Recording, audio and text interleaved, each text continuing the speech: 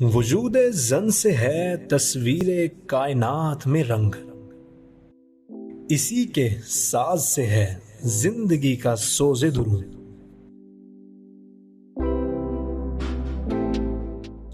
शरफ में बढ़ के सुरैया से मुश्त खाक इसकी, कि हर शरफ है इसी दुर्ज का दुरे मकनू।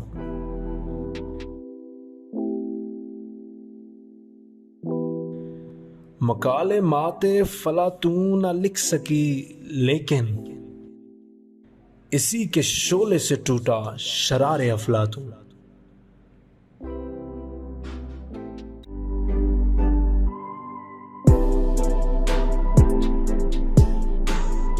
वजूद जन। बिस्मिल्लाहिर्रहमानिर्रहीम, अस्सलाम वालेकुम। आई एम साइमा अली और आज वजूद ज़न का एक बहुत ज़बरदस्त एपिसोड लेकर हाजिर हुए हैं। उससे पहले बात करते हैं अनम की। अनम शकील कराची के बिज़नेस हब के साथ काम करती हैं, यंग एंटरप्रेन्योर हैं और तकरीबन 9 साल से एक मुख्तलिफ विजन के ऊपर काम करने की वजह से इस वक्त इंटरनेशनली बहुत ज़्यादा पॉपुलर भी हैं। पाकिस्तान की ऐसी पहली एंटरप्रेन्योर जिन्होंने एकेडेमिया और इंडस्ट्री के बीच ब्रिज बनाने के लिए काम किया और फिर इसी काम को कंप्लीट करने के लिए उन्होंने द मार्केटिक्स क्लब के नाम से एक क्लब बनाया और अब तक तकरीबन 10,000 एंटरप्रेन्योर्स को ट्रेनिंग दे चुकी हैं। और इसके साथ साथ इंटरनेशनली उन्होंने बहुत सी ऐसी कॉन्फ्रेंसेस अटेंड की जो पाकिस्तान की तरफ से फ़र्स्ट टाइम हो रही थी, जो एंटरप्रेन्योर्स के लिए की जा रही थी। इस वक्त मार्केट में उनके तकरीबन 200 ऐसे स्टार्टअप्स हैं जिनके लिए उन्होंने मेंटोरशिप प्रोवाइड की है और वो कामयाबी से चल रहे हैं। अपनी इन्हीं सारी कामयाबियों की वजह से वो पाकिस्तान की यंगेस्ट एंटरप्रेन्योर भी हैं और फिर ऐसी मेंटोर जो स्टार्टअप्स के लिए काम कर रही हैं। उनका कहना है कि पाकिस्तानी नौजवान को एम्पावर होना चाहिए रादर दैन कि वो नौकरियों के लिए भागता फिरे। ये ख़ास तौर पर ये बात मैंने आज इसलिए भी की है कि इंस्टीट्यूट ऑफ सदर्न पंजाब के department southern executive development centre का भी यही विज़न है कि यहाँ पर आने वाले हर स्टूडेंट को एम्पावर होना चाहिए। जब वो यहाँ एडमिशन ले और जब वो यहाँ से वापस जाए तो अपने पहले से बेटर वर्जन के साथ जाए।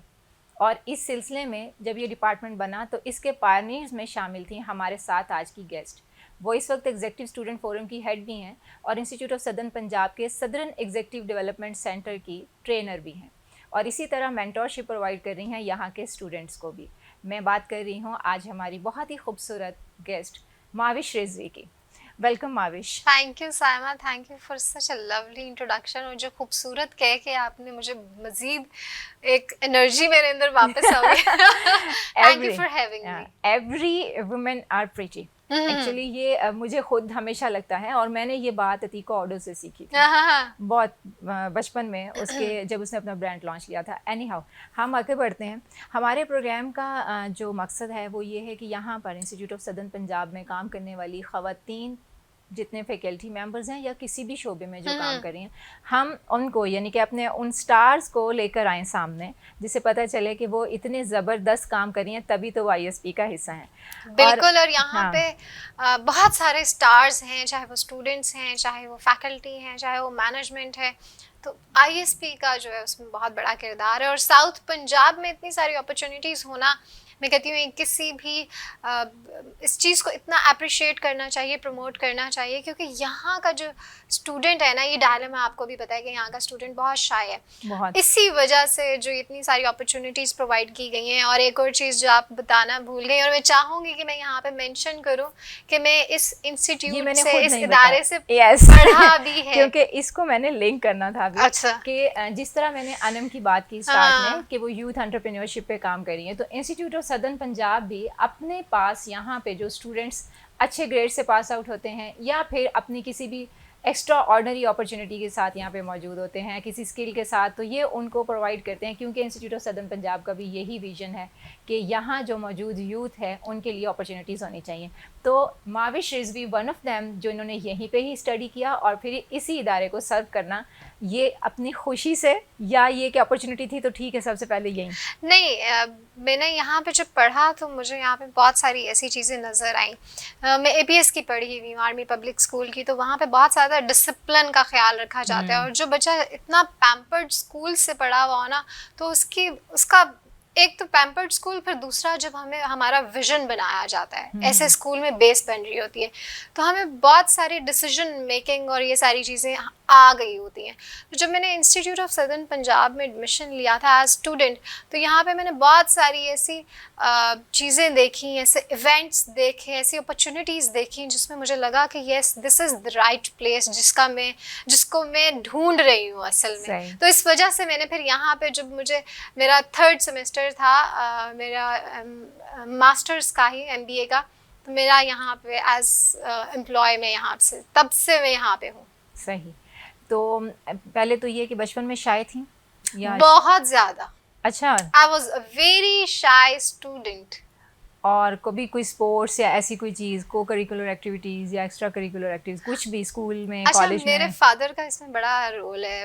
वो जब भी हमारा एनुअल इवेंट होता था ना, एनुअल प्राइज डिस्ट्रीब्यूशन, उसमें मेरे पेरेंट्स ये कहते थे कि आपको हम स्टेज पे देखना चाहते हैं। Okay. अब क्योंकि मैं शाय स्टूडेंट भी थी और मैंने ये वाली चीज़ को भी फुलफिल करना था कि मेरे पेरेंट्स आए, उनको ही बुरा ना लगे कि मैं स्टेज पे नहीं हूँ, तो इस वजह से मैं स्टेज पे जाती थी और प्रेफर करती थी, चाहे वो मुझे अपने कंफर्ट जोन से बाहर निकल के जाना पड़ता है।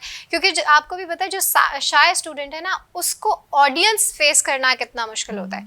तो वो जो मेरी एक ट्रेनिंग हुई ना, मैं कहती हूँ अगर वो ट्रेनिंग ना होती, मेरे पेरेंट्स की तरफ से पुश ना होता, तो शायद मैं आज इतना ज़्यादा आउटस्पोकन तो है नहीं, लेकिन इतना अच्छा मेरा वो कॉन्फिडेंस ना होता कि लोगों के सामने प्रेजेंट करना, बात करना, ऑडियंस फेस करना, ये सारा कॉन्फिडेंस मेरा वहाँ से।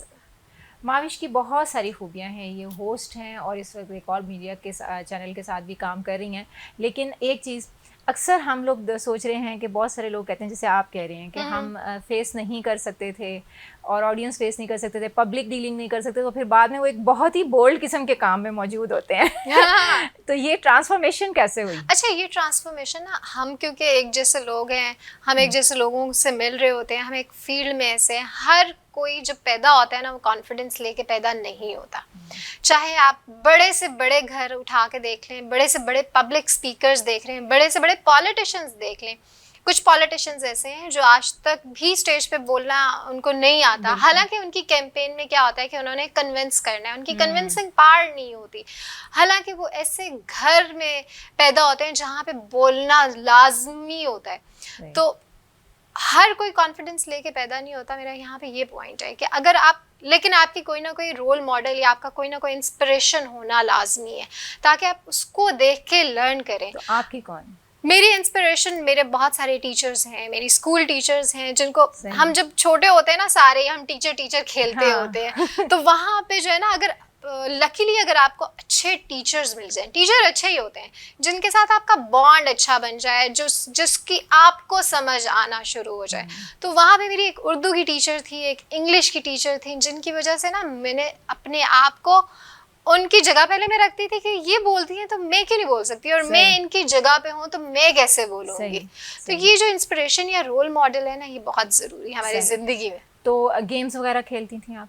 हाँ जी। कौन सी? लेकिन बहुत ज़्यादा नहीं, मैं स्पोर्ट्स में कभी भी अच्छी नहीं रही। मेरी आज तक बैट के ऊपर ना बॉल नहीं क्लिक किया और मुझे समझ नहीं आती कि कैसे होता है, मुझसे आज तक कैच नहीं हुआ। तो मैं बहुत बुरी स्पोर्ट्स में हूँ। और कोई बोर्ड गेम जैसे लूडो, कैरम, कुछ भी? कैरम बोर्ड मैंने बहुत खेला है, बैडमिंटन मैंने खेला है। इस तरह की कम जो छोटी छोटी गेम्स है ना, छोटी हाँ, मतलब जिसमें आती है? हाँ, नहीं, चेस मुझे नहीं आती। ओके।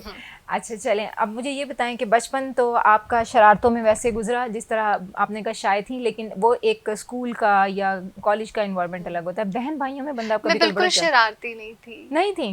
बिल्कुल भी शरारती नहीं थी, मैं बहुत बीबा बच्चा थी। मतलब मुझे मेरे पेरेंट्स अभी भी बताते हैं कि आपको कहीं पे ले जाके बिठा दिया तो आप वहीं बैठे होते थे।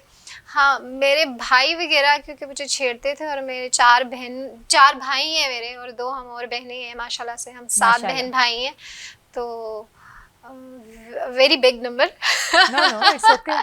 तो उसमें ये होता था कि जब हम थोड़ा सा बड़े हुए तो भाइयों के साथ क्योंकि कूप अप करना और फिर वो जो तंग करना, फिर उसकी वजह से हमें जो है ना, मम्मा कहती होती है कि मेरे बेटों की वजह से मेरी बेटियां ख़राब हुई, कि वो शरारती हो गई। तो उस टाइम पे ये हुआ, अदरवाइज मैं बहुत बीबा बच्चा थी। माविश के साथ बहुत मज़े मज़े की गुफ्तगू जारी रहेगी, लेकिन एक छोटे से ब्रेक के बाद।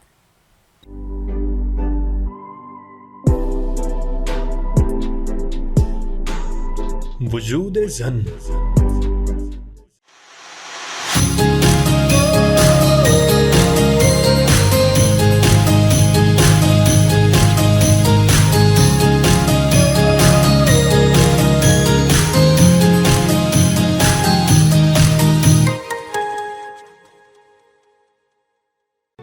Institute of Southern Punjab Multan, the largest and pioneer degree awarding institute in South Punjab region.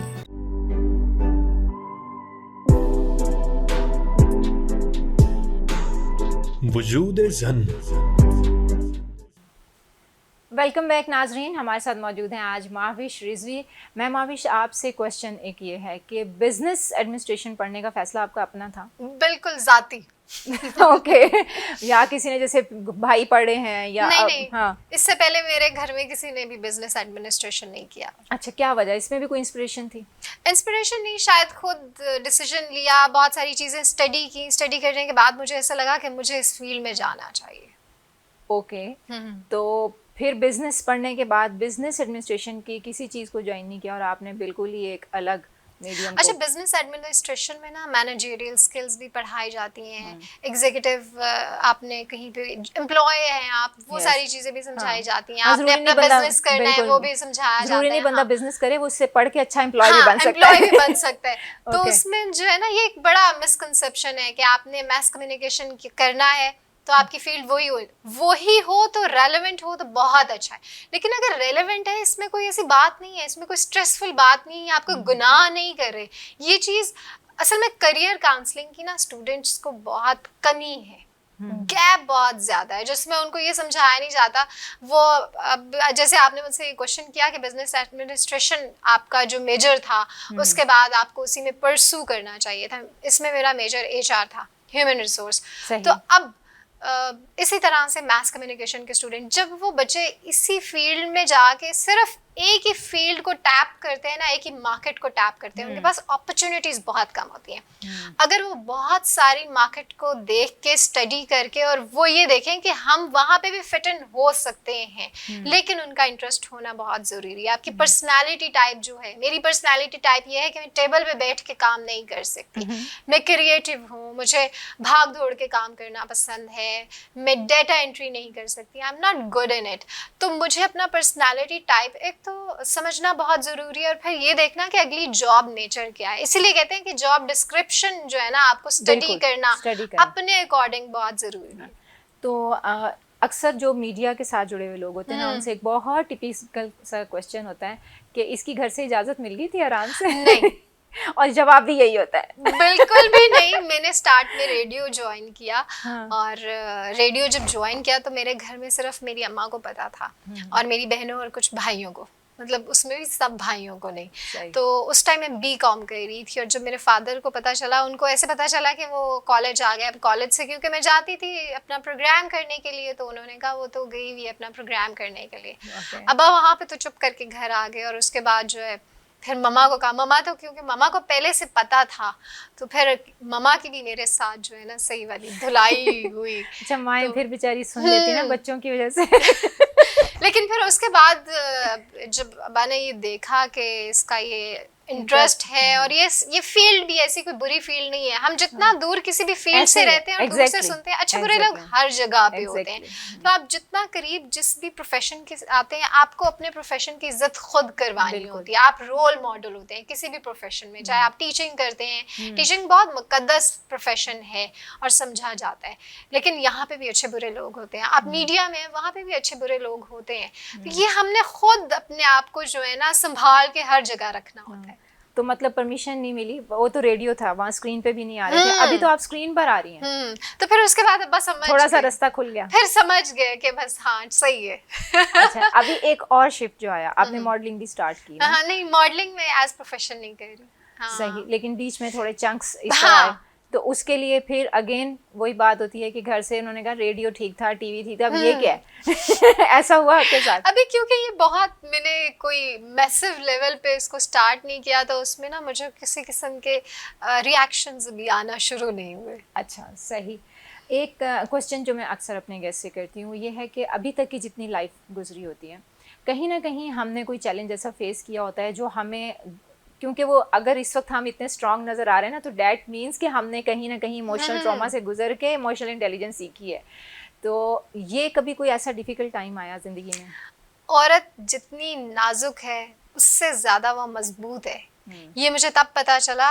ये मैंने बहुत सुना, मेरी उर्दू की टीचर थी, वो हमें हमेशा ये बताती थी, बच्चियों की ट्रेनिंग ये डिफरेंट होती है, उनको ये बताया जाता है कि आप डिफरेंट हैं, आप नाजुक हैं। हाँ। इस मुआशरे में अगर आपको चलना है तो आपको संभल के चलना है। तो जब संभल के चलते हैं ना, उसमें ठुड्डे भी लगते हैं, उसमें चैलेंजेस भी आते हैं, उसमें हम गिरते भी हैं, उसमें हम तो उठते कोई ऐसा भी चैलेंज जो हैं। शेयर करना चाहे? बहुत सारे ऐसे चैलेंजेस कोई आए। एक ऐसा जिससे हमारे स्टूडेंट सीख सकें कि इस तरह का कुछ हुआ ज़िंदगी में तो यूँ ठीक होना है बाद में? अच्छा, मेरे करियर में एक ऐसा ब्रेक आया जिसमें जो है मुझे अपने आप को प्रूव करने की एक पोजीशन में थी मैं, कि मुझे यहाँ पे मुझे प्रूव करना पड़ेगा।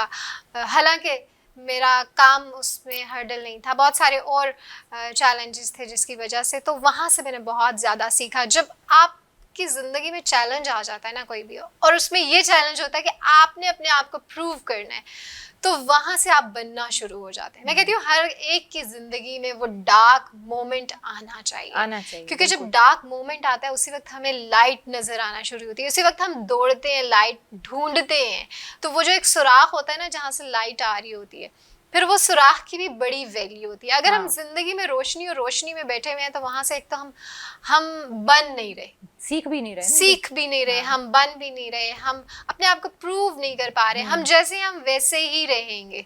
लेकिन जब हम सीढ़ियाँ चढ़ते हैं ना, और डिफरेंट सीढ़ियाँ चढ़ के जब हमें कोई धक्का देता है, अब हम दोबारा चढ़ते हैं, तो वो जो एक फेज है ना, वो जिंदगी में बहुत सारी चीजें सिखा देता है। सबसे ज्यादा जो है वो कौन सी चीज आपको हिम्मत दे रही थी? मैं खुद। ओके। क्योंकि मुझे अपने आप को प्रूव करना था, जिसमें मैंने कभी अपनी प्रोफेशनल लाइफ और पर्सनल लाइफ को मिक्स नहीं किया। मैंने घर जाके रोने नहीं रोए, ये हो गया फलाना हो गया। या मैंने अपने कभी साथियों से, क्योंकि हमारे साथी भी कितने दिन हमारी यहाँ रोना सुन सकते हैं। वो कहेंगे हमारी जिंदगी में कम दुख है भाई, इसके भी दुख सुने। तो वो हमें खुद को अपने अंदर से, intrinsic motivation is very important for that. और हमें खुद, when there is a will there is a way. जब आप सोच लेते हैं ना कि मेरा ये गोल है और मैंने यहाँ पे जाना है, तो हर चीज़ जो एक्स्ट्रा होती है ना वो डी फोकस हो जाती है। हम एक चीज़ के पीछे फोकस होते हैं, तो वो जो फोकस है ना, दैट इज इम्पॉर्टेंट। और मैं कहती हूँ हर एक अपने स्टूडेंट्स को भी, जो मेरे साथ और लोग भी होते हैं, कि आपका ज़िंदगी में गोल होना बहुत ज़रूरी है। और उसके लिए फिर आपको पैशनेट होना बहुत ज़रूरी है। आपके अंदर से निकल के आ रहा, भाई मैंने कुछ करना है, मैंने अपनी ज़िंदगी में कुछ करना है। मतलब मेरा जो मेन फोकस है ना, मेरा मेन गोल है, तो मैं ये चाहती हूँ कि मैं अपने माँ बाप का सर फख्र से कभी ज़िंदगी में कोई ऐसा मोमेंट आए कि वो कहें यार हमारी बेटी है ये। ओके, इंशाल्लाह यू आर हार्ड वर्किंग और फोकस्ड हैं बहुत अपने काम में, तो ये मोमेंट ज़रूर आएगा।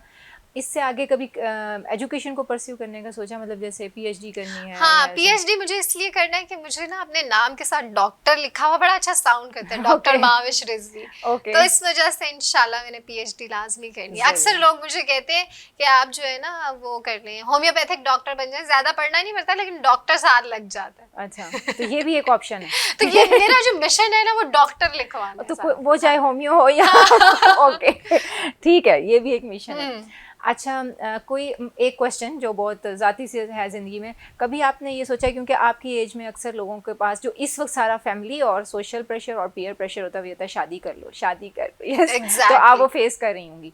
तो इसमें आपका अपना इंटरेस्ट क्या है, या अपना कोई थॉट क्या है कि लव मैरिज होनी चाहिए, अरेंज मैरिज होनी चाहिए, या बस ठीक है हो जानी चाहिए जो मर्जी हो जाए? अच्छा, ये वाला जो आपने कहा ना कि एक टाइम हर लड़की पे ऐसा आता है, कि सिर्फ लड़कों पे भी आता है। हाँ, कि अच्छा लड़कियों पे बहुत ज्यादा आता है कि जो आपको नहीं भी जानता ना, वो साथ आपके थोड़ी देर बातें करते हैं ना, कहते हैं शादी क्यों नहीं हुई है? अच्छा, अब ये शादी क्यों नहीं हुई है ना, इसमें बड़ा सार्कास्टिक क्वेश्चन होता है, उसमें बंदा खुद डाउट में आ जाता है कि अल्लाह माफ करे मेरी शादी हुई क्यों नहीं है। तो ये जो है ना, आजकल मैं इससे भी इस फेज में भी हूँ और इस चीज़ को, इन सवालों को डील करना बहुत इम्पॉर्टेंट है। अच्छा, आपके ऊपर जब कोई फिंगर पॉइंटिंग कर रहा होता है ना, तो हमने फिंगर पॉइंटिंग बैक नहीं करनी होती। हाँ। हमने उसको बुरे तरीके से जवाब नहीं, डीलिंग इसे ही कहते हैं। वो कहते हैं ना, वो डॉक्टर जावेद इकबाल जो हैं, उनका एक सेशन में सुन रही थी, उन्होंने कहा कि मुझसे बुरी बात बर्दाश्त नहीं होती, बात बर्दाश्त ही हमने वो करनी होती है जो बुरी होती है। बिल्कुल एग्जैक्टली। तो डीलिंग हमें उस टाइम पे, तो फिर आपका अपना किस अब तरह जो है मेरा जो जाती पॉइंट है वो ये है कि दोनों होना चाहिए, मिक्स। हाँ, मतलब पेरेंट्स की भी मर्जी बिल्कुल। लाजमी होनी चाहिए। हाँ। और हमने क्योंकि जिंदगी गुजारनी होती है, तो हमें भी ये पता। और जब इंसान बाशऊर होता है ना, फिर वो ज्यादा तकलीफ दे मरहला होता है। फिर आपकी जब तक कंपैटिबिलिटी, आपकी अंडरस्टैंडिंग नहीं होती, आप जिंदगी ऐसे चला नहीं सकते। बिल्कुल। और खास इसलिए तौर पे दोनों का ऐसा काम जिस काम की अभी किसी को समझ नहीं आ रही होती।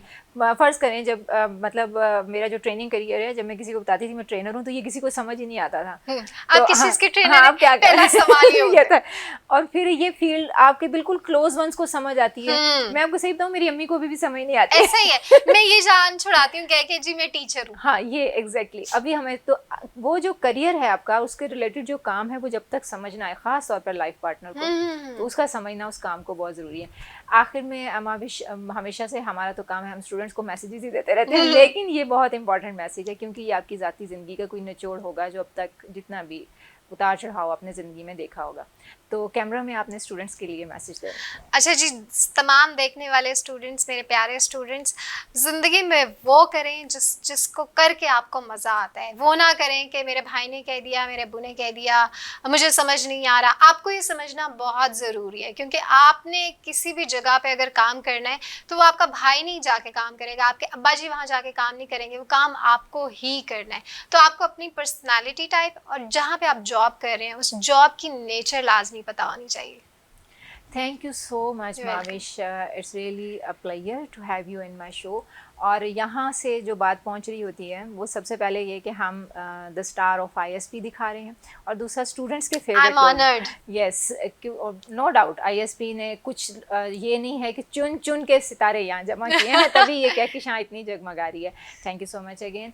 नाजरीन, आज हमारे साथ माविश रिजवी मौजूद थी, और उन्होंने बहुत खूबसूरत बात की है कि आप जहाँ भी मौजूद हैं, जिस भी तरह के करियर को परस्यू कर रहे हैं, वो काम आपने करना है। और अगर इसमें दिल नहीं लग रहा ना, तो आप अच्छा नहीं करेंगे, और जब आप अच्छा नहीं करेंगे तो उसका पूरी सोसाइटी पे इम्पेक्ट आएगा, और वो अच्छा नहीं आना। तो सोसाइटी के प्रोडक्टिव सिटीज़न बनने के लिए आपको एक अच्छा ऐसा माशरे का फ़र्ज जो कारामद हो, वो बनने के लिए ज़रूरी है कि वो काम करें जिसमें आपकी खुशी हो, या खुशी से काम करना सीख लें। दोनों सूरतों में मुआशरे के लिए फ़ायदा होना चाहिए, अपनी ज़ात के साथ साथ। तो आप जहाँ रहें खुश रहें, अपना बहुत ज़्यादा ख्याल रखें, और अपने करियर को परस्यू करने से पहले मेंटोर्स के पास ज़रूर जाएं। माविश रिजवी भी यहाँ पे मौजूद हैं, और यहाँ सदर्न एग्जीक्यूटिव डेवलपमेंट सेंटर में आपको बहुत ज़्यादा लोग ऐसे मिलेंगे, बल्कि पूरी टीम ऐसी मिलेगी जो आपको करियर के बारे में गाइड करेगी। तो बेहतर है कि अपने करियर को परस्यू करने के लिए किसी मेंटोर से ज़रूर बात करें, अगर पेरेंट्स से बात नहीं कर सकते। अपना ख्याल रखिएगा।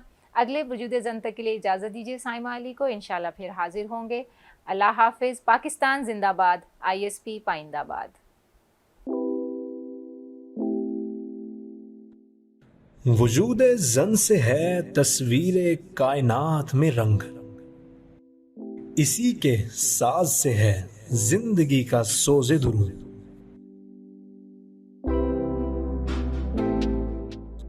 शरफ में बढ़ के सुरैया से मुश्त खाक इसकी, कि हर शरफ है इसी दुर्ज का दुरे मकनू।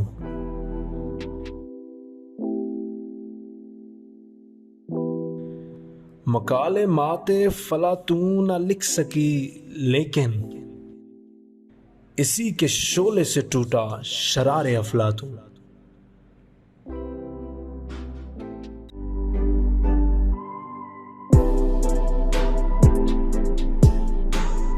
वजूद ज़न।